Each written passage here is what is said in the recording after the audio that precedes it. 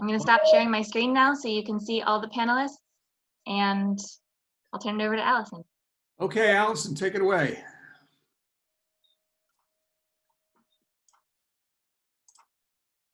I'm going to start sharing my screen also, so Allison, you can have the There we go.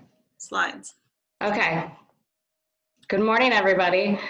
So I am happy to see so many people here, or at least see them through the chat. I wish I could see your faces. This has really been a challenging time for me, as I love going out to the community and talking with people. And it's difficult just staring at a few people when I know that so many are out there. So welcome.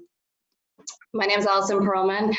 I'm the project manager for Moakley Park, and I work for the Parks and Recreation Department. And I'm joined today by my design team, a few representatives. We have Amy Whitesides, who's the studio director from Stoss Landscape Urbanism. Hi, everyone. And we have Sherry Ruane, who is the vice president of Weston Sampson. Hey. So thank you. I also want to say thank you to Boston Harbor Now. They've really helped us. Obviously putting on the forum has really helped us start to expand our outreach to the broad community as well as South Boston residents. So we're happy to be a partner with them. And we're just happy that they have been such a huge part in making the waterfront such a wonderful place to be, so that we all want to be there and want to build beautiful parks along the waterfront. So thank you. Thank you to everyone that's come today. I know that we're all busy and we have a million webinars and meetings and Zoom chats to go into. So thanks for taking the time today.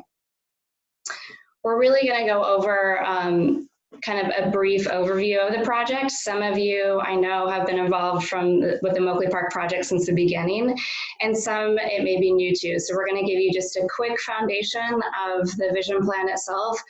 And then we're going to talk a little bit about what we've learned since the open house a year ago.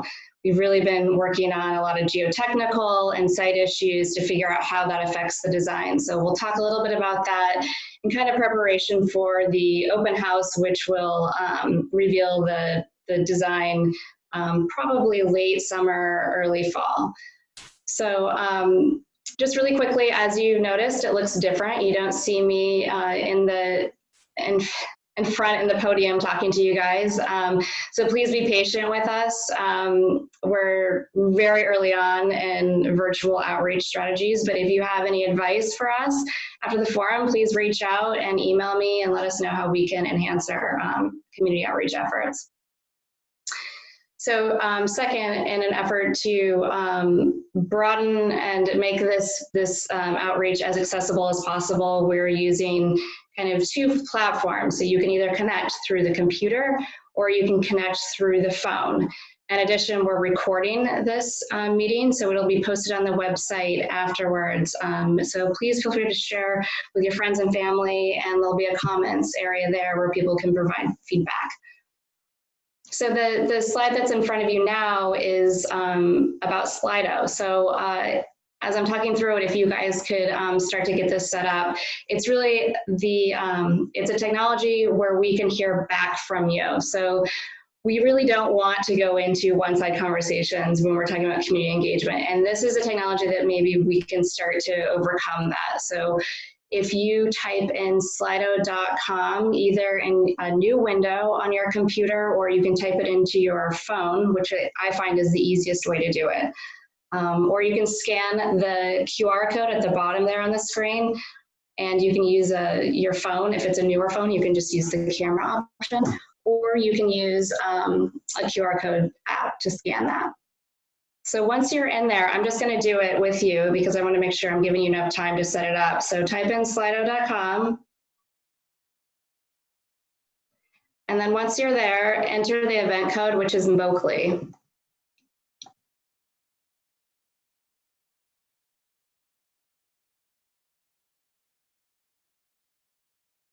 So you'll see on the upper left is a tab, Q&A.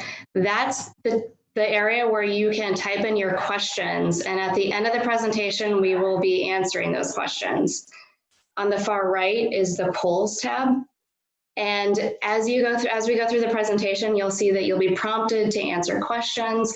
You can provide your input through the poll section there, and then we'll see the live feed come up so we can kind of interact with you and see where you are and what you're thinking. So let's give it a test. Let's go to the next slide. So have you attended a Moakley engagement event previously?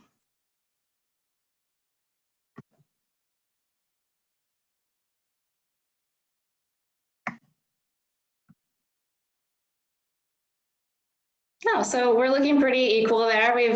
We have some new people. We have about 50% new people, 40%, which is amazing. So I'm happy to see that some people have been with us and there's new people as well. Let's go to the next question.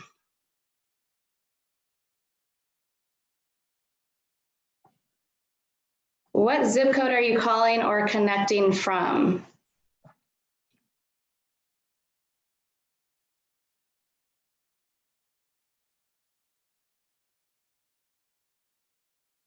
Great, so we have some South Boston, JP, downtown, Rosendale. Great, we're all over the board here. I love it. I love to see this many different zip codes coming up.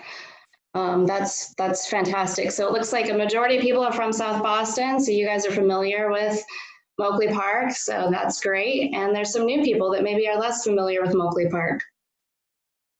Let's, next question. How often do you visit Moakley Park?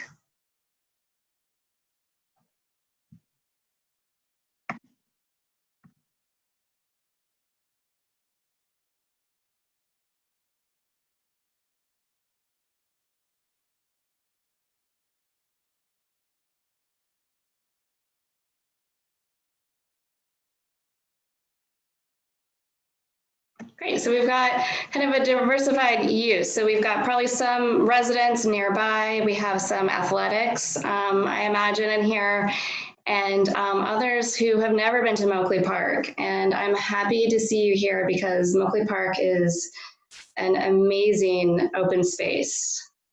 So we can talk about that a little bit today. All right, so I just want to say we've been working on the Moakley Park project for a while now, and we've had many, many conversations with people. And what we've heard over and over is that Moakley Park is and has been for a long time a community park. So this is where kids grew up playing soccer, baseball. This is where grandparents brought their kids to play.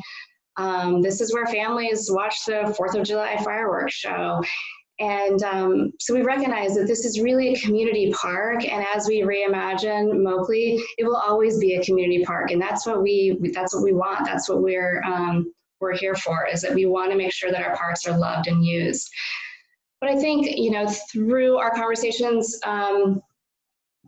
we've also heard that you know, it's also important that the park provides more, especially in today's environment and with climate challenges that we face, that we really want to provide open space that provides more. So yes, we will support families and promote community health.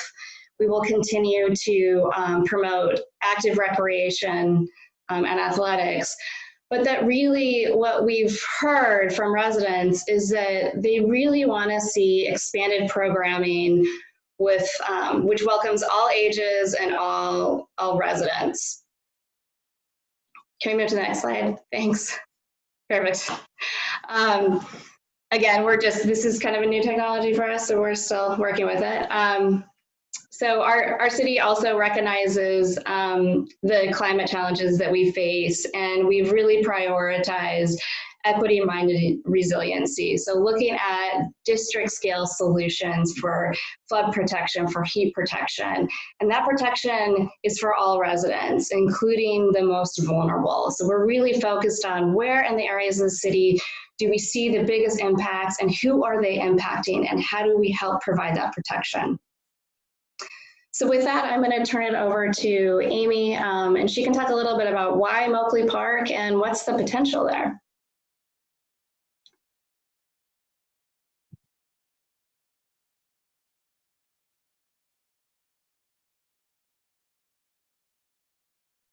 Amy, you're muted, just so you know. Thank you, Sherry. I was saying I had the easy job because I'm controlling the slides, but maybe I just shot myself in the foot. So great, thanks, Allison. So Moakley Park, a few just really key things that I think it's really helpful to kind of put in perspective with Moakley. As we saw, a lot of people aren't actually as familiar with Moakley as maybe we'd hope. Moakley, it's actually one of Boston's biggest parks, and it's Boston's only really large waterfront park, which is kind of makes it this amazing asset in the community. And one of the reasons why we're so excited about the possibility for its future and what it can really, how it can be expanded and what it can become. Moakley, it really can be, as Allison was just saying, a really great community park.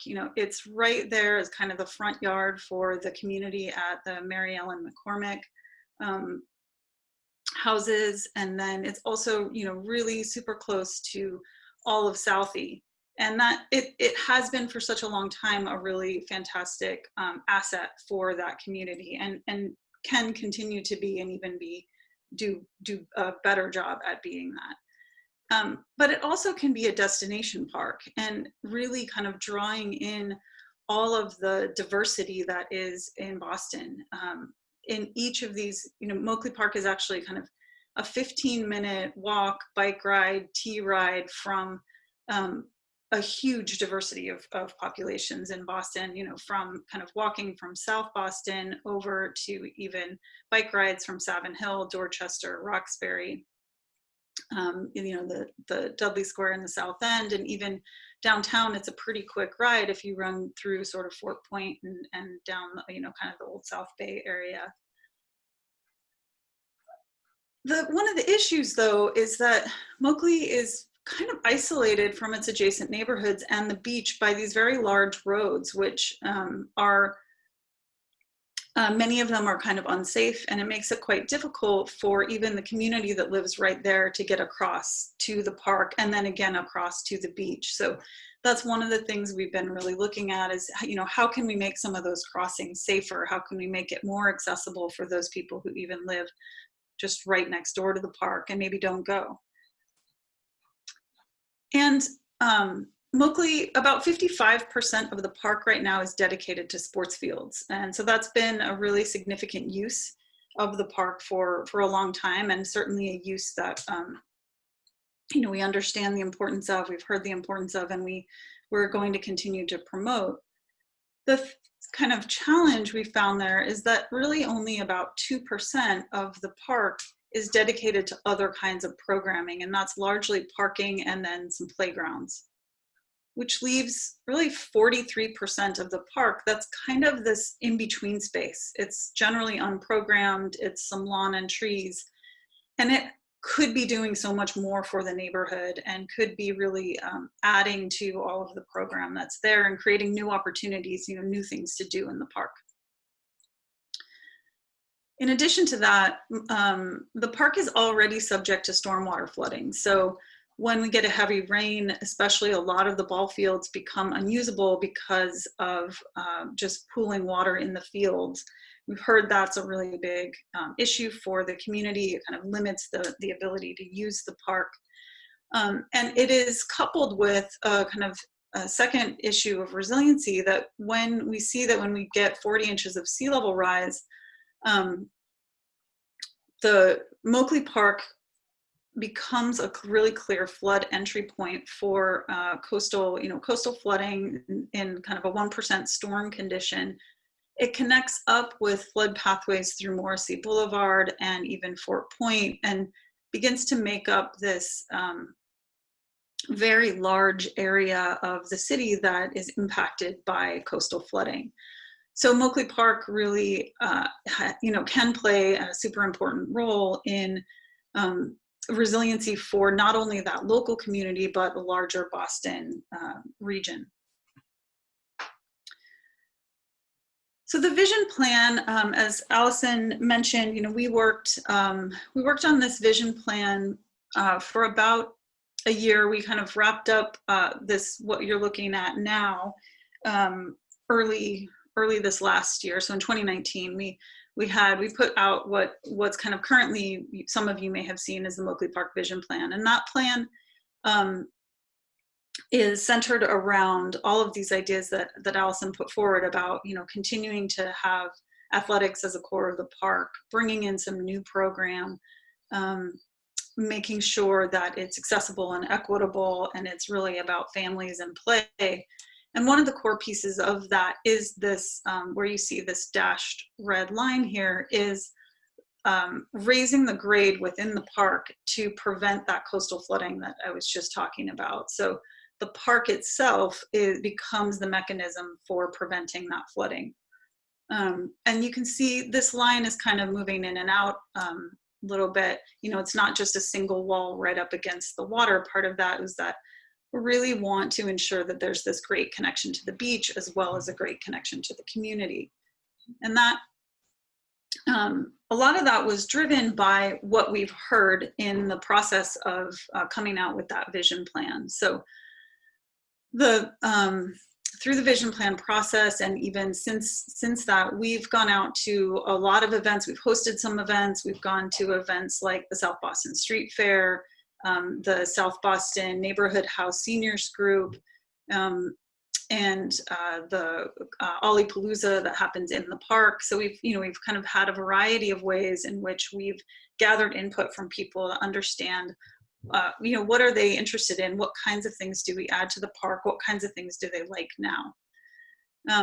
Through the course of that, we've interacted with people from 56 different zip codes. So we're really happy to be adding all of your zip codes to the number of people who we've interacted with. You can see, again, South Boston is really kind of the most represented, but a lot of people calling in from neighborhoods just adjacent, especially sort of the Dorchester area.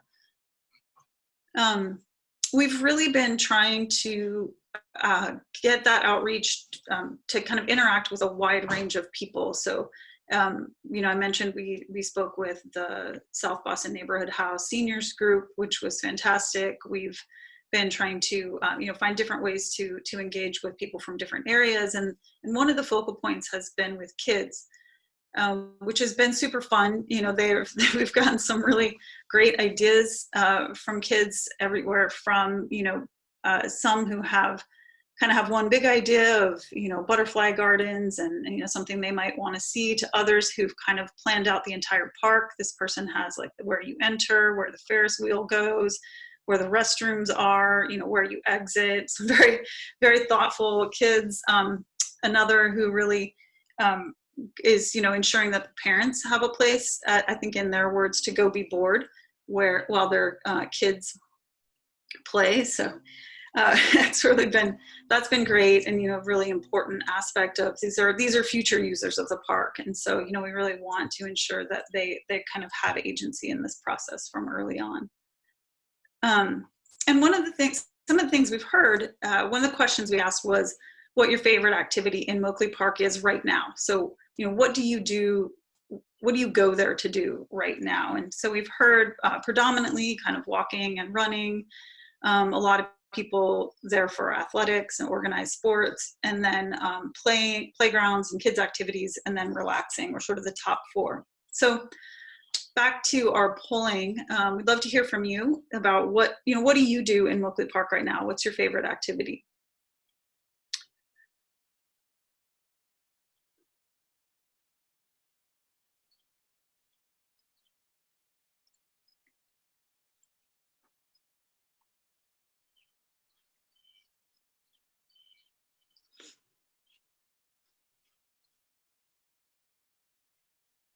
Great. It's looking like we have a fairly similar breakdown, a little bit more of kind of community gathering and picnicking, which is great to see. We'll give it just a couple more minutes for people to respond.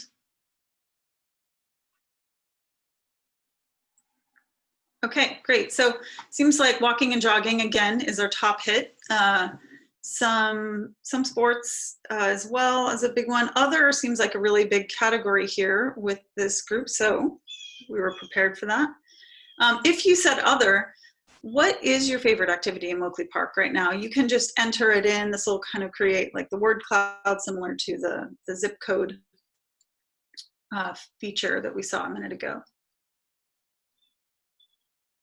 It's helpful here if you type in, great, that one came up as one. Sometimes you have to hyphenate if you're putting in 2 words so that they come together.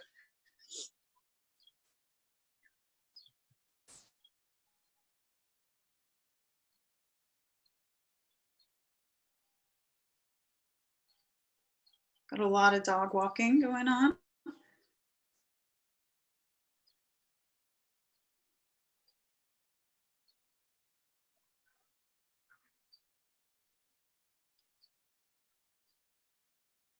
Okay, great. Seems like we've settled down here. Looks like dog walking is a top pick. Meeting friends, exercise, running, beach going, and kind of 2 different forms of beach going, which is great. This is a great diversity of things that we know are really important in the park. So that's super helpful. One of the other questions we've had from people is, what is your top concern in Moakley Park right now? So what are the things that people are worried about and want to see improved? So as I mentioned, the flooding in the fields is a very clear issue for people, as well as poor lighting. I think that kind of came along with questions of safety and just being able to use the park at night. Poor access and circulation, and then coastal flooding. So again, we want to hear from you. What are your concerns, or what is your top concern for Moakley Park right now?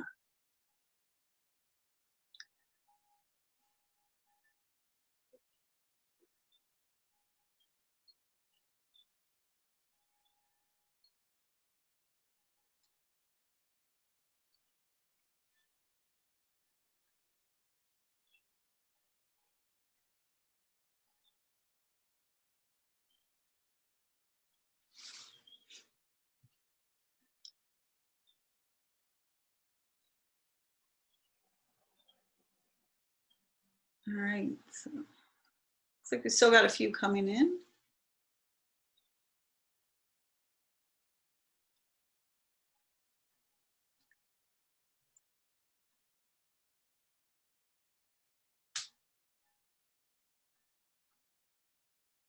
Okay, so it seems like we've got generally poor access and circulation is kind of the top pick there, with coastal flooding and safety being really right behind that, and then the flooded fields.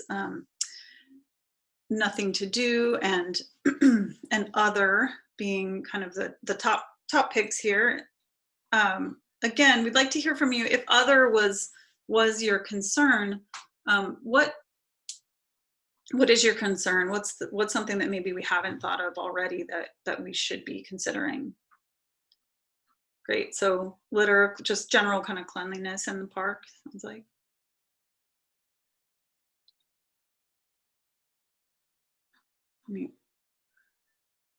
Needles, yeah.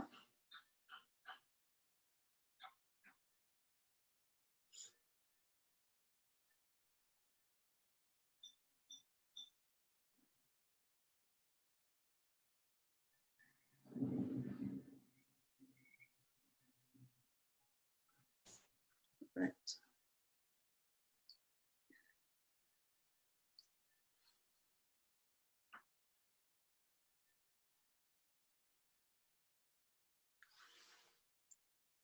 Okay, this is great. Lots of good things everywhere, from shade, and I'm assuming increasing shade. Wanting to see more of that. Sort of some of the flooding issues and issues around just upkeep and kind of maintenance questions.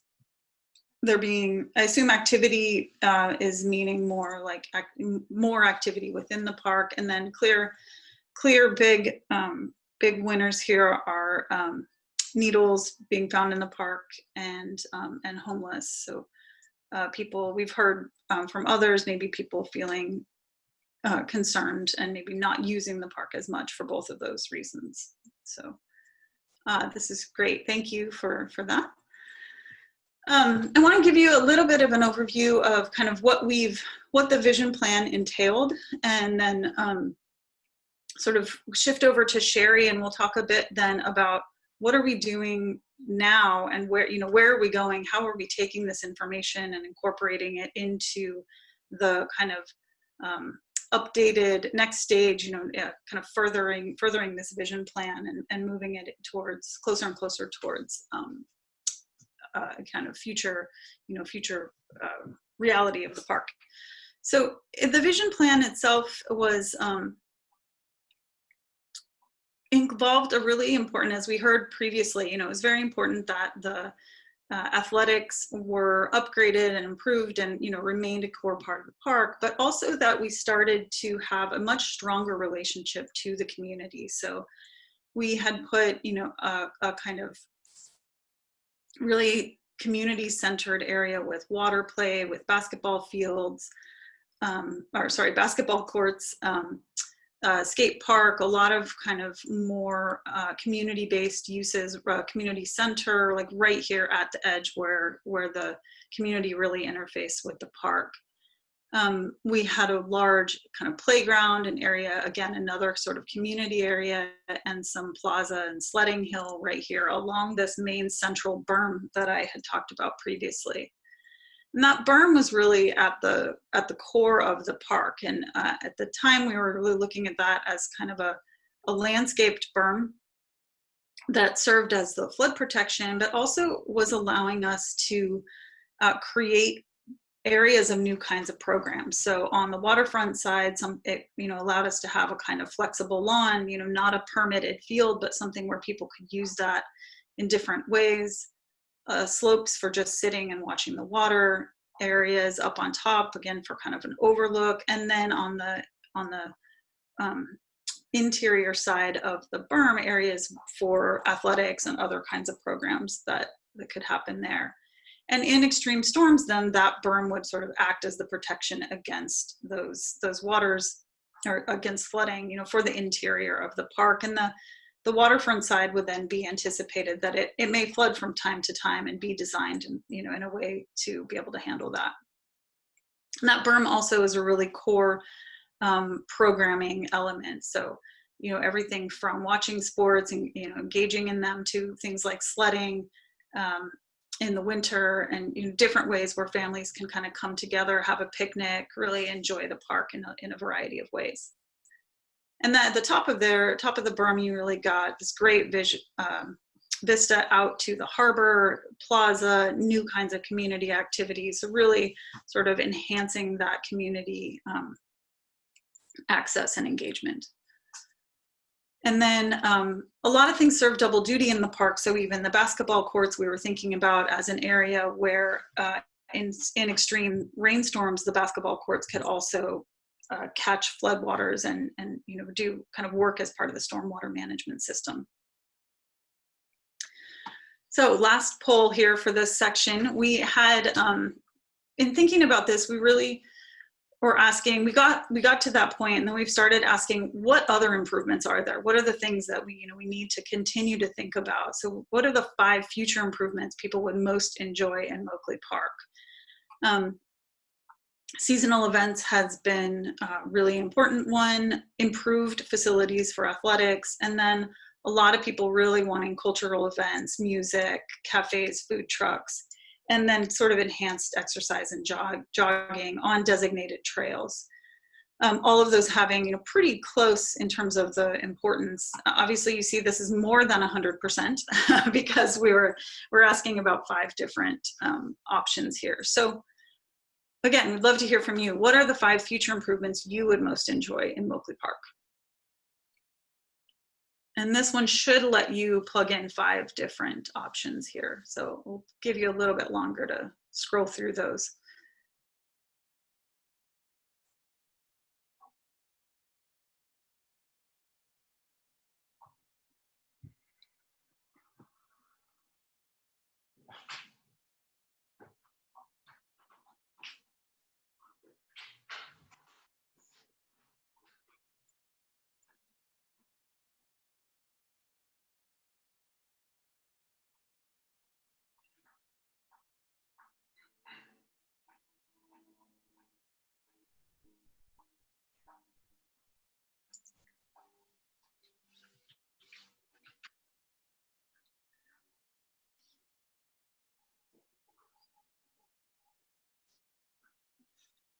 So with about half of you answering, we've definitely got cultural events as a strong contender. Food, we all love food. Improve facilities, great. Enjoying the view, children's programming, great pop-up installations, some winter activities, great.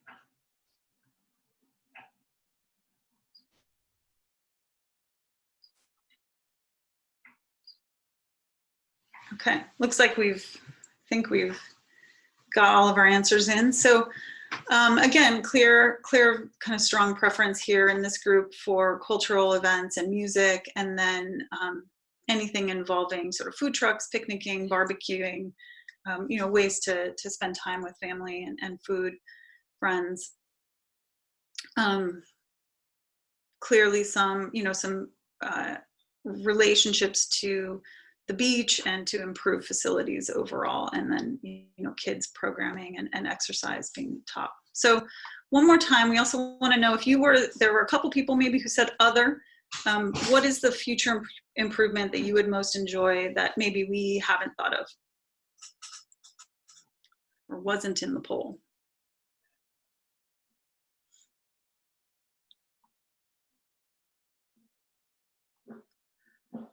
Restrooms, community voting, great.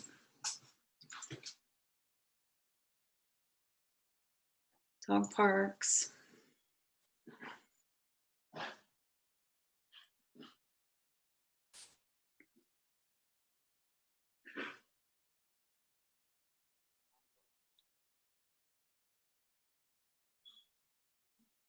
Okay, great. So restrooms a clear winner here, along with boating. This is great to see, you know, strong kind of interest in that relationship to the beach that we've talked about.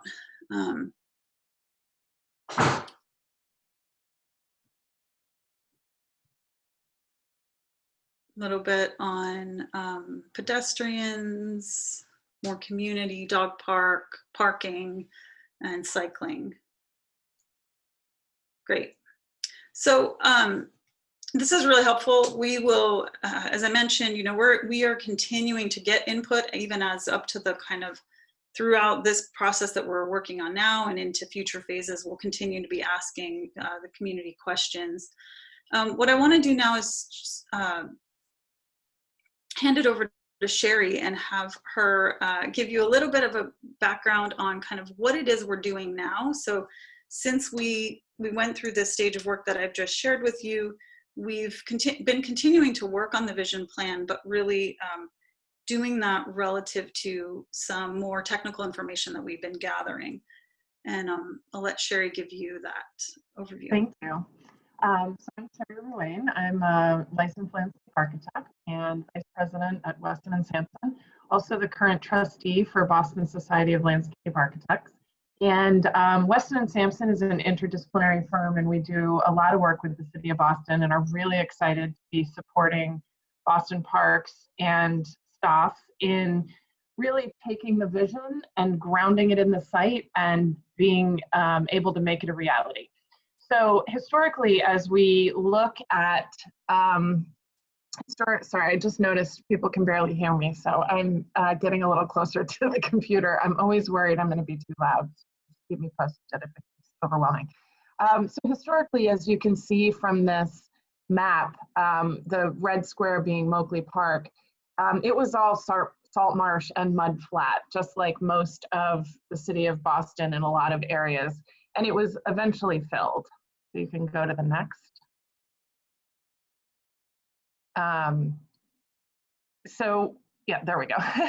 So historically, it started out as the salt marsh and mud flat. It then became a dump, a playground. It got filled with clay. It was capped with soil, and then it was capped with sand. And so essentially, as human use became more and more intense in this area, it was just used for whatever the call of the day was.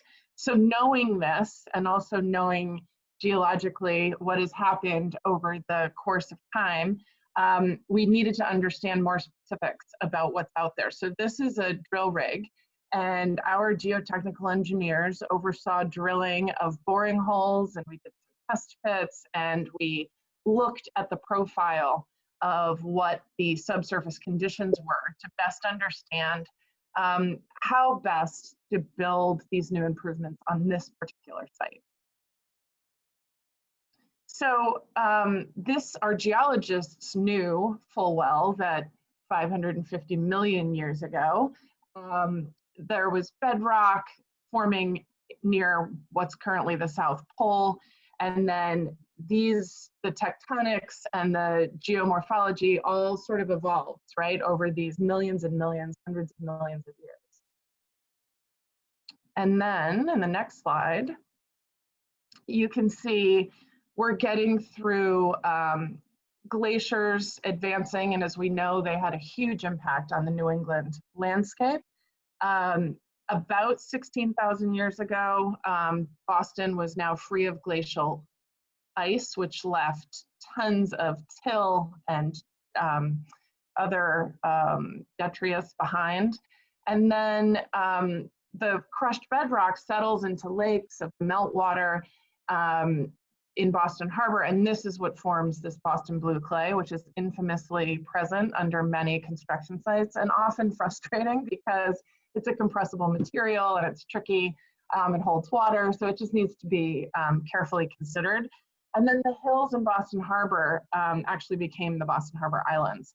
Then the Emerald Necklace Parks were designed and the Dorchester Way was constructed. Marsh, which was previously purchased near the old harbor, is now being filled with dredge material. So as we're tracking all of this, we're sort of looking and saying, okay, I think we have a sense of what the profile of Moakley Park is. We get a sense it's going to be mixed, it's going to be varied. But I think our geologists sort of had maybe a little bit of an assumption. Okay, we can plan on these things.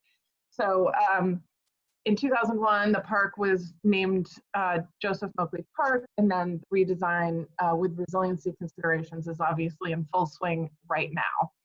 So after we did the borings, we learned a lot more. And you can go to the next slide, Amy. So before we tell you what we found, we have a engagement question. So how deep do you think that you'll find bedrock at Moakley Park? Knowing the history and the history of filling and all of these things that are sort of piled up there. I'm interested in seeing what people think.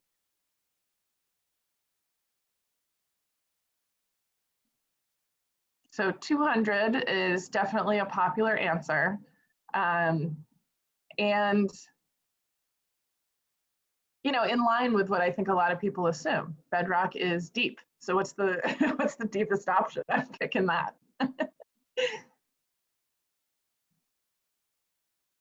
Interesting. So 200 is the most popular, and 70, which is the shallowest, is the next option. Okay, so the answer that I know you're now on the edge of your seat is, you were all right. Bedrock is existing in a lot of different places. So the image on the left is a map of Moakley Park. We did borings and monitoring wells. Those are the blue and red circles.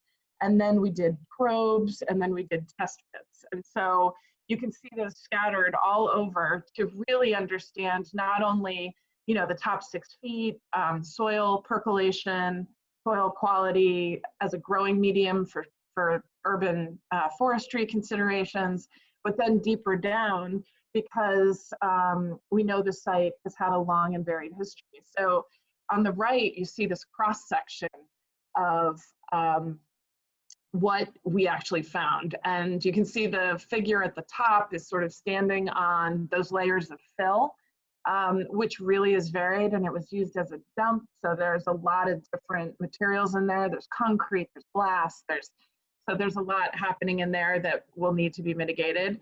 And then we have this layer of organics and sand that's sort of sitting on top of this huge lens of clay. So in some places on the left side near, for example, boring 2, which you can see at the top of the plan on the left, we had fill, a little bit of organics, a little bit of clay, and then we hit bedrock at 67 feet. But then as you move to the right side of this section, you see that the fill was consistent, the sand was in the range, but the clay got really, really deep, and then we didn't hit bedrock until 200 feet. So all of this is super important, and it is currently informing how the vision plan transforms from you know, a lot of community input, a lot of design thinking, now ground truthing that to how it's going to fit on the site. So one of the other things that we found was that actually in all of this kind of looking at what's beneath is that also there's a lot of infrastructure down there. The Boston Water and Sewer, MWRA, all have a lot of pipes doing really important things for the city beneath the surface of Moakley Park. And so what you're looking at here is each of these lines are different in parts of the infrastructure that's working to move stormwater, sewage, etc., out of the city and into areas to be treated.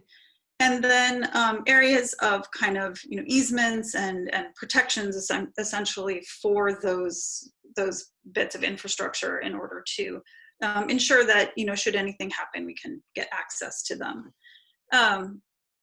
What you're seeing in red is the area of the vision plan that was dedicated to being kind of raised berm. So with this, the darker area being more kind of earth put on the surface, and the red dashed line being the kind of high point of that.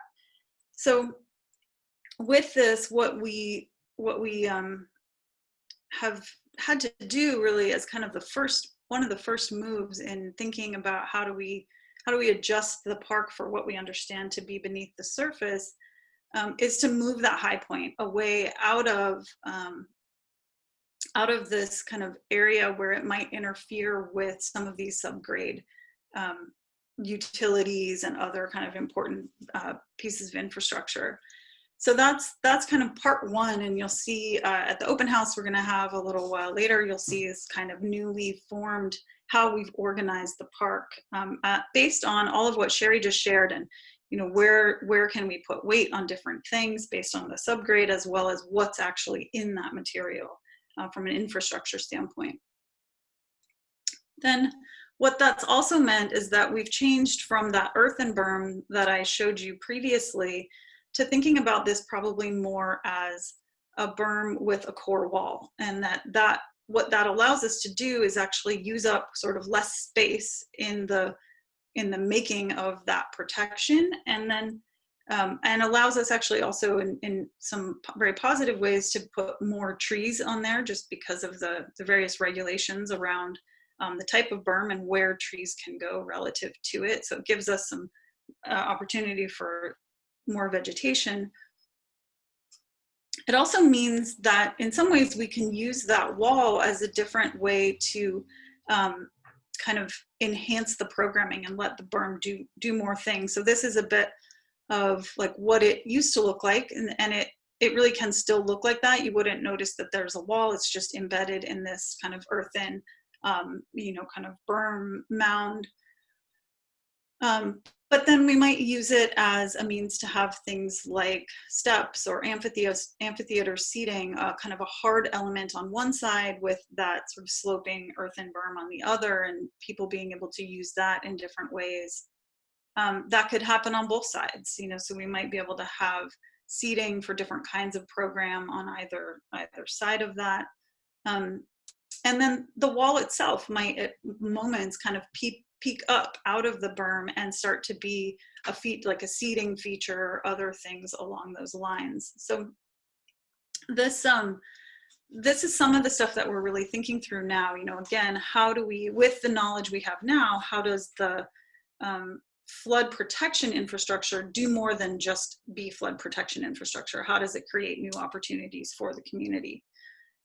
And so with that, I'll just give you a very, very quick sneak peek on kind of what's next. We've been really thinking about all of the information we've heard. You know, we've heard people wanting more vegetation and more pathways. And so we're thinking about these kind of connections to the community with these really great sort of urban or shaded urban pathways. And then that in combination with playful elements and community activities, you know, things like whether it's ping pong as shown here, or it's, you know, basketball or other kinds of activities that people who live right next door might just want to pop over and, you know, play for a little bit. And then we're thinking about it also, as we've heard, you know, athletics is really important, as is play and areas for kids to really kind of feel like they're getting out in nature. And so these two kind of combining together in the central area of the park. And then also the relationship to the beach that we heard was really important, and the idea of kind of the New England landscape combined with a really active beachfront kind of condition. And that's really got us to how we're thinking about the park now as this kind of three-part park. So it has this really strong city edge that is going to connect really strongly to that community and offer a wide range of programming. This central kind of core of the park that involves that wall crest that is raising the elevations and protecting everything behind it, and is involving play and athletics, to then this relationship to the coast and kind of landscapes that can help to protect against flooding, absorb some of that water, and create new kinds of programmatic opportunities, ways to get out there and access kayaks and boats that some of you are mentioning you are interested in, and just have a stronger community relationship to Carson Beach. So what that means is we're here today, or having this discussion. We have a little more than a month that we're going to continue to work on the current phase that we're in. A period of, you know, we'll be reviewing and really ensuring that we've incorporated all the things we've heard and doing some revisions to that. And then in early September, we want you to keep your eye out. We'll have an open house where we'll be sharing with you sort of the outcome of all of the work that we've been doing since this last vision plan that we've shared with you and gotten your feedback on today. So actually, before we go there, I think maybe, well, actually, I'm sorry, let's do this. I think the last question for you here before we get into some Q&A, we would like to hear from you how you like to stay engaged with the Moakley Park project. So as Allison mentioned, you know, this is ongoing, and we're really wanting to ensure that we adapt our methods to both what can we do, you know, while we're all working from home, but also what really works best for people, and, you know, what kinds of, we'd like to have a diverse set of means to get in touch with you and get your feedback.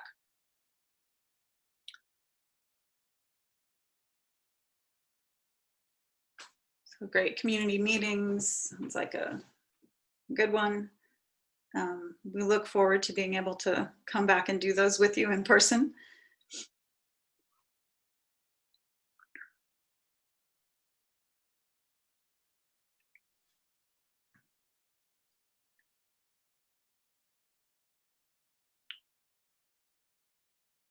Great.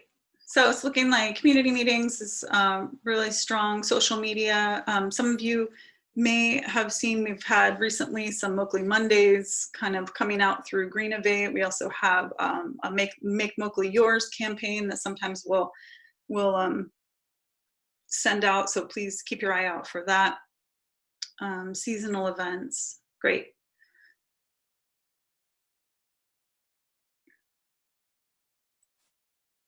That's perfect. Thank you.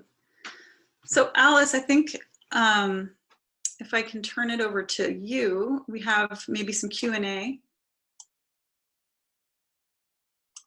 We do. Hello, everyone. You've been hearing from me for a little while. I'm Alice Brown. I'm the Director of Planning at Boston Harbor now.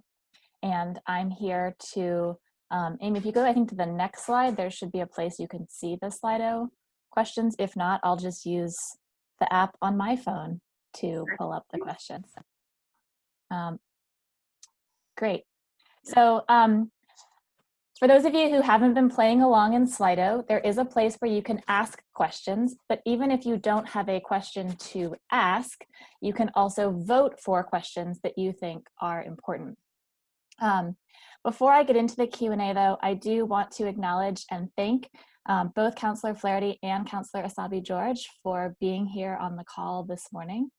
I think I'm actually going to give them just 2 minutes to say hi. So I'm going to promote them to attendees, I'm going to allow them to talk. So Councillor Asabi-George, let me find you in the scrolly list. And, oh, it looks like she is not on anymore. And let me go to Councillor Flaherty. There's 3 versions of Councillor Flaherty.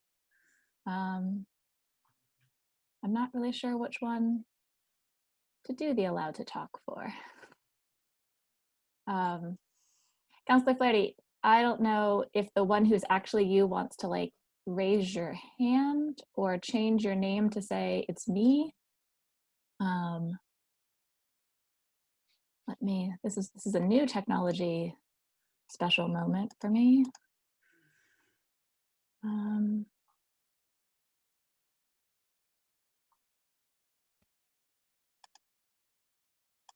Hello, Councillor Flaherty.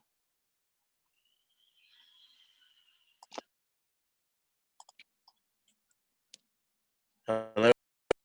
You're good. Hello. Yeah. So yeah, the multiples are. We learned about this morning, so I had forwarded the link to my South Boston colleagues, Council Flynn, State Senator Nick Collins, and Representative Beal. They were not aware of the meeting concerning Moakley, so you may want to reach out to them at some point today. And if there's a redo, make sure that they get or their staffs get invited to participate. Other than that, obviously been listening with interest. I grew up down there. I was born right across the street in the Old Harbor Projects. Played Little League, Babe Ruth, and a variety of other sports. My kids all grew up down there, soccer, lacrosse, etc. So very fond of it. The community is very fond of it. I want to make sure that the main stakeholders, the longtime stakeholders and caretakers, many times it's the coaches and the parents that are mowing and striping and picking up the broken glass and the needles. There's also a homeless population there as well that sets up camp as the sun's going down. So a number of things that the coaches in the leagues have been participating in. So you want to make sure that they're involved in every facet, because they've been there longer than anyone, and they've also put a lot of sweat and equity into the fields and to the surrounding areas down the park. Absolutely. Councillor, there's a question that hasn't been upvoted yet, but I think you might be the best person to answer it. Can you tell us who Joseph Moakley was and why the park is named for him? Joe Moakley was the late great congressman from South Boston. Started off as a state representative. Actually, he started off. He was a state rep. He was a state senator from South Boston, and then was a Boston City Councilor, and then ran for Congress, and didn't get it his first time, and then he switched parties, ran as an independent, and was elected to congressman. So, and one of the longest serving congressmen, and was very close to Tip O'Neill, and as a result of which he served on both the Rules Committee and was on bills in third reading in Ways and Means. So as a result of that, we were the beneficiaries of tremendous assistance from the federal government during the time that he was in office, and a mentor to many of the elected officials that are currently serving now. Great. Thank you for sharing that. I thought you'd be the person to answer it. And Joe Moakley used to have office hours out at the stretch between the skating rink in Castle Island, and he would sit in his car reading the papers, and he would leave his passenger door open.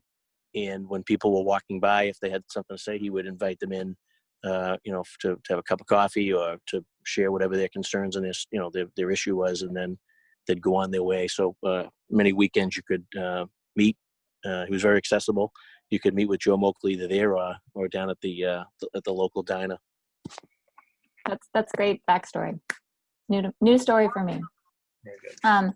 And for Councillor Flynn and Representative Beal, if you're on the call, thank you so much for joining us. And Senator Collins. And Senator Collins, fabulous. This is maybe the most elected officials we've ever had at a Harbor Youth Forum. We're really glad you could be here.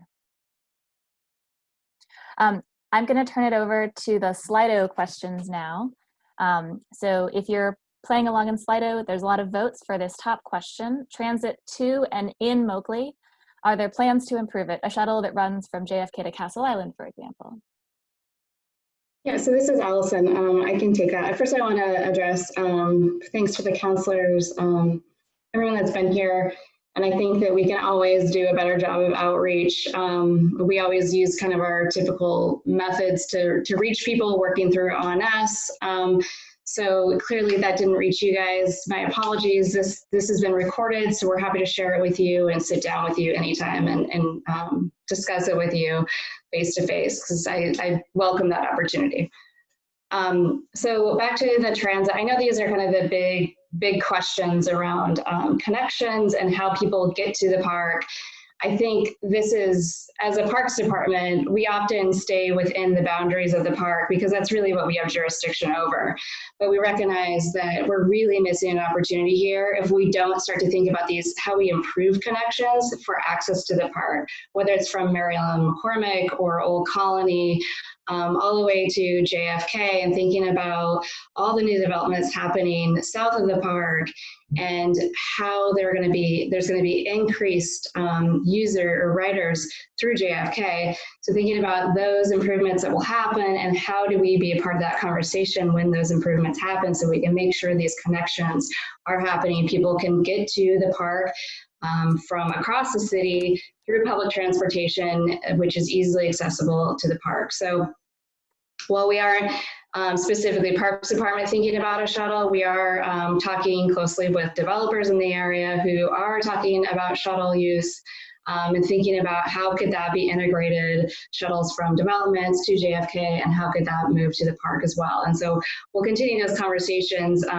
as we progress with the plan and figure out better connections, whether it's pedestrian or public access.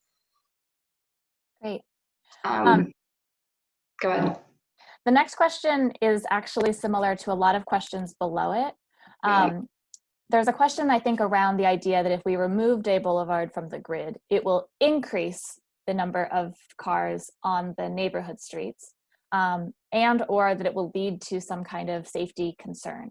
I don't know how much you guys have been working with transportation departments to think through these logistics. I think different people would tell you different things. Can you speak in general to what the implications might be of removing Day Boulevard from the grid? Yes, I mean, I'm not a traffic planner, but I can say that this is kind of the biggest challenge right now in thinking about, we're coming from the perspective of Day Boulevard will start flooding more and more. So how do we come up with a plan so that we're ahead of that before it starts flooding, and we're relying on Day Boulevard to move a significant amount of traffic around the park? So thinking about, if, are there ways to either close Day Boulevard, provide a safer connection to the beach, and then rethink other roadways, or if Day Boulevard becomes kind of a temporary use. So occasionally we close Day Boulevard to have some events that allow us to kind of provide this better connection to the beach. So we're still very early on, and clearly we don't make the decisions. We're the Parks Department, so this is really a DCR Mass DOT question. But I think we, as the Parks Department, would promote, better safety between the park and the beach, and also thinking about we need to address climate resiliency before flooding happens. So we are working closely with the community, with DCR, with Mass DOT, and I think that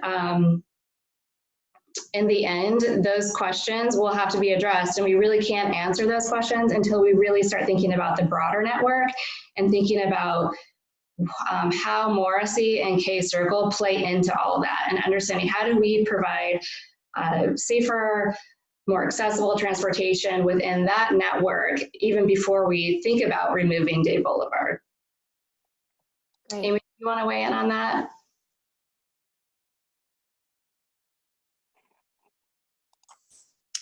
I think that really covered it. You know, we definitely think as we've been looking at the park that the safety of that connection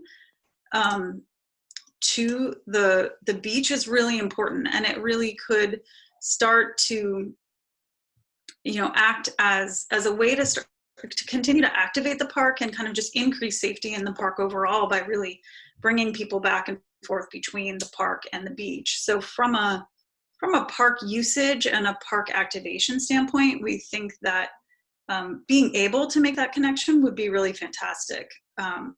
Of course, all the things that Allison just mentioned with regard to people getting where they need to go, traffic, you know, there's a lot of coordination there that needs to happen. And that is certainly something that throughout this project we've been doing and will continue to do to ensure that whatever decisions get made are taking into account, you know, a wide variety of needs. I'm going to pause because the lovely Robert Sherman asked a question in the Q&A function of Zoom, and I want to make sure everyone got the answer. He asked, how do interested people get on the meeting notification list?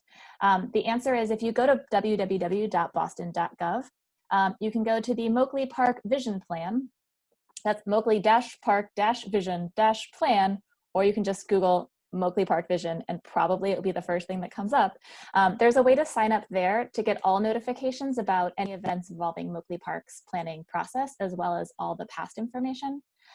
If you want to join the nerd crew at the monthly Boston Harbor Now Harbor Youth Public Forums, you can subscribe at bostonharbornow.org.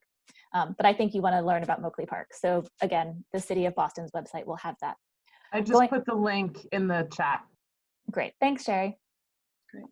Going back to the Slido questions, thanks to everyone who's participating there. The next question is, what about public restrooms? That's pretty wide open, but I'll say I love them and turn it over to Amy and Allison.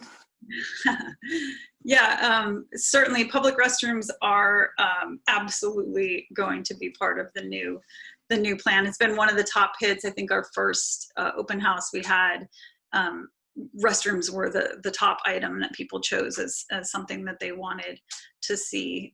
So that's something we're definitely working to integrate into the park, you know, in a variety of ways.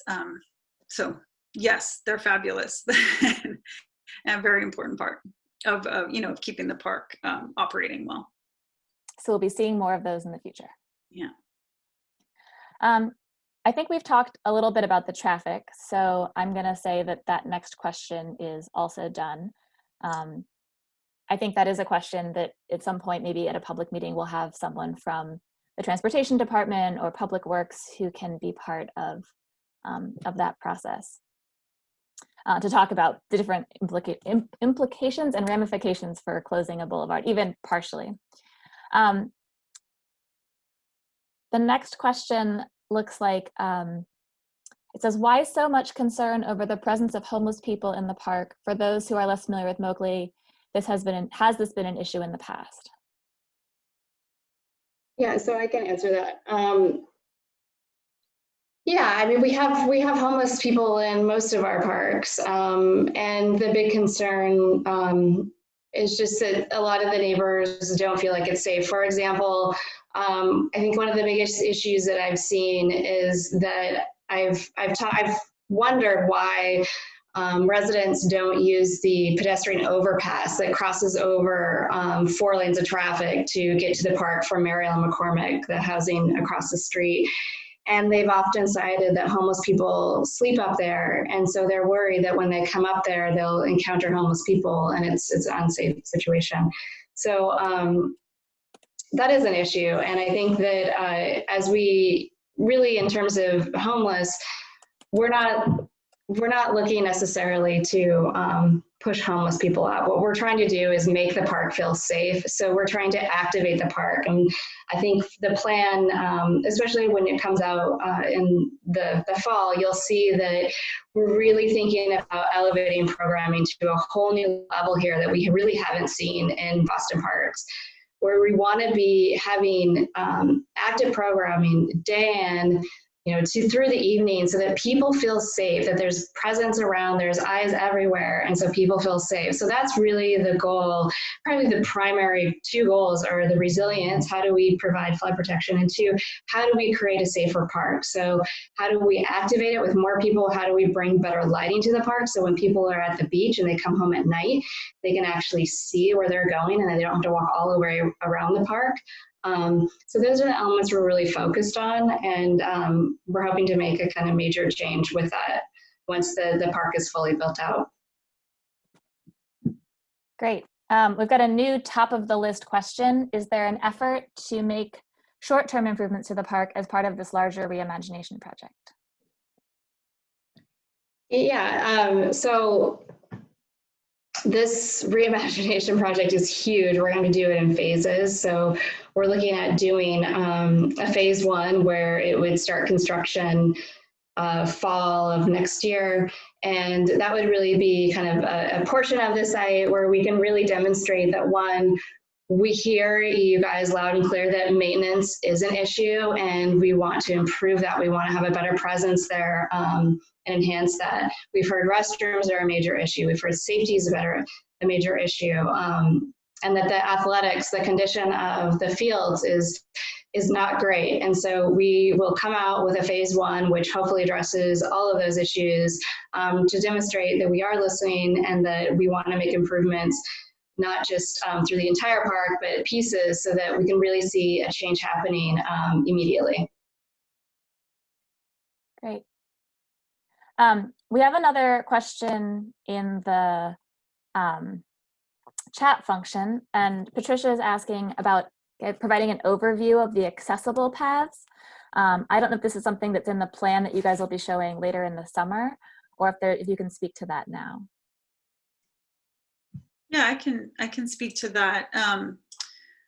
I would say, first off, as we design and as we work with the Parks Department, we take accessibility kind of as a baseline, that every path we should start with the idea that it is accessible, and that's how we operate. And then there may be moments where for some reason or another we can't make that happen in one location or another, but that the goal is really kind of universal accessibility across the park with with regard to the pathways. So that I just want to say that as a kind of beginning point. We're always looking at that and how to integrate that well.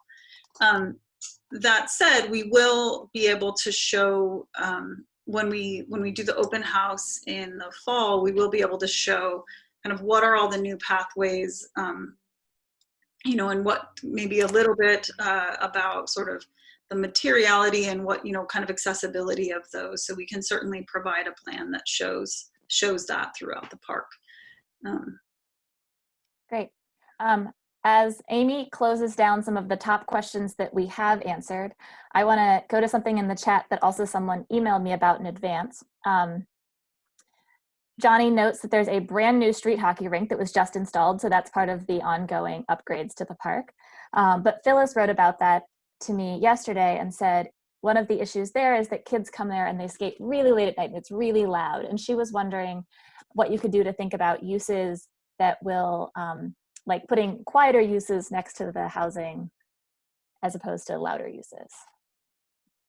Yeah, so I can take that question. I'm unclear on if it's the street hockey skating or if it's skateboarding. I'm not sure if it really matters. Because there was an outside organization that was really wanting to improve the existing hockey court, which was on the far side of the park, and there was a lot of homeless issues where people were creating camps within the hockey rink over there on that side. The Parks Department decided to move it across the park with the help of this organization to help build it. They helped fund it. And I think that's a really good point, though. I think that we have to be really, really careful about what types of activities we're placing close to residents and be really thoughtful about that. I know that in terms of skateboarding, we've been thinking about that if we don't provide skateboarding places, skateboarders will still come and use the park in areas that we may not want them to be using. And so we really need to think about all users and how to provide spaces for them. So you'll see in the open house in the fall that we really have been thoughtful about where we're placing things, and that we've thought about moving skateboarding away from residents. We had never heard of the issue of the hockey court being too loud. So I think we need to dive a little bit deeper into that one and figure out, is it skateboarding or is it the street hockey? And is the problem that street hockey is happening too late in the evening? And we can help with those issues in terms of reducing the permitting so that we don't end up permitting that too late in the evening.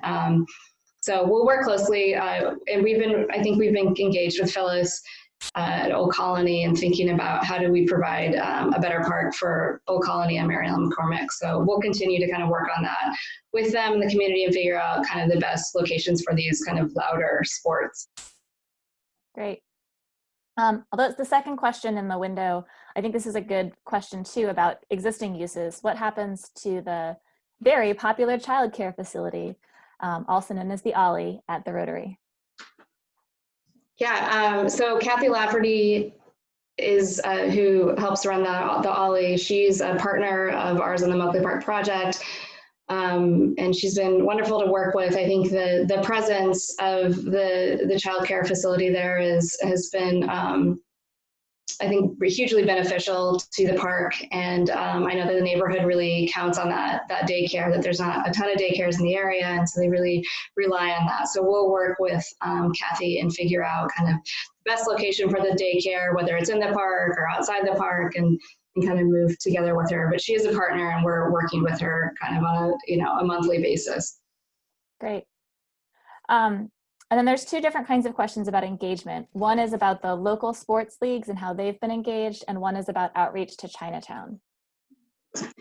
Yeah, so the local sports leagues, early on we had an advisory group where we included a few people from youth soccer and Little League and rugby. I believe that was all. And then we also had kind of others come join that meeting occasionally. And so we have listened to them and heard what they've had to say. And I think that they'll see in the open house in the fall that we've kind of rearranged some athletics in order to help accommodate access for students, access to the stadium, and thinking about kind of the baseball area in particular. So we're all thinking about them. I think I've also heard from a lot of parents who are awesome and have helped maintain the park in terms of lining and helping rake out the infields. And so thinking about how do we provide spaces where we could store equipment so that parents and coaches who want to help, they have the equipment that they need to help and it's nearby and accessible. We're working with parents and coaches about restrooms and locker rooms, and all these amenities are really important to support athletics. So yes, we are engaging with the sports leagues because they're a huge part of this park and they continually will be for the life of the park. So we absolutely need sports, a huge sports facility in Boston. Moakley Park is and will continue to be, and we're excited to have them as a partner. Do you want to speak to Chinatown at all?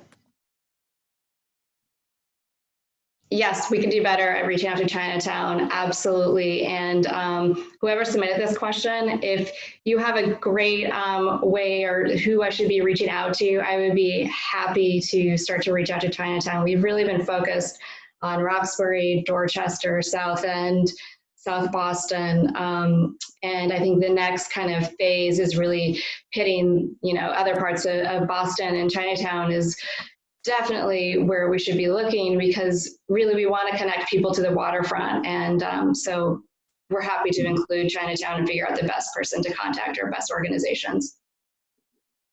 I thought that was a really creative question about considering creating new marshlands to replace those that were lost. I know there was like an early Stoss version that looked at like offshore wetlands and like a design competition. How would those be reincorporated? Yeah, so I can speak to this one. We definitely are looking at how to incorporate kind of nature-based solutions to resiliency. So that, you know, it's quite a different landscape now, say, than it was in the 1700s, right? This is a significantly more urban landscape. The soils are completely different, as we heard from Sherry. So, you know, I don't think that it's sort of, it wouldn't be appropriate to say, okay, we're looking at like a restoration type of effort, but we are very interested in how marshes and dunes and stormwater meadows and things that can bring increased ecological value into the park and new types of kind of hybrid landscapes, if you will. They aren't exactly the salt marsh that used to be there, but they're a kind of marsh that can be adaptive from the conditions today into conditions in the future where they might get wet from time to time. And so that's something that we're very interested in and excited about, the possibility for experiencing some of these types of ecological conditions that that used to be there in a new way, in a way that is about the park and a kind of future condition. So great question. Great. The stadium has been shown in different places and different plans. Does that mean that the stadium might be torn down? No, not necessarily. We're trying to figure out the best place for Sumner Stadium. And I think that we've heard from the community that it really is on that south end. So you'll see some changes happening with the plan when we come back out to the community for the open house. Whether the stadium's going to be torn down or not, we're doing kind of some structural assessments and figuring out what's the lifespan of the stadium and also kind of the impacts. If we keep the stadium where it is, then what does that impact with all the programming and all the views out to the waterfront? And we're really trying to think about how the stadium could be a multi-use facility. So it's for athletics, but also events. And so how does the current stadium fulfill that versus if we would have to tear it down and build a new stadium? So we're still kind of assessing that, and hopefully we'll have an answer in September. Great. There are two berm questions. One is, can we build the berm without closing Day Boulevard? And one is, actually, there's a few of them. Where exactly would the berm be? Can you go over the location for the berm? And I think there was one too about tunneling under the berm. So maybe just a bit more on the berm, what you know, what you don't know. Sure. So I would say absolutely the berm can be built without closing Day Boulevard. That's not, they are not tied together, so yes, simple answer there. There are moments, for example, between where Moakley and, say, the state police facility are now, where the elevation of the berm needs to cross Day Boulevard. And so that location is something that we're working on in coordination with others. As you saw probably from the graphic that I showed about where utilities and things are, that is a coordination that has to involve MWRA and outside of the park, groups who own property off the park. So, and that's maybe part important to the second question about the location of the berm around the edges, which I assume is this question is referring to, where does the park connect to properties, at the north and south, where it needs to connect over towards the state police and out. I know there's a few folks from Accordia over to that property over there. And then in the north, it needs to connect up towards the community and along Day Boulevard.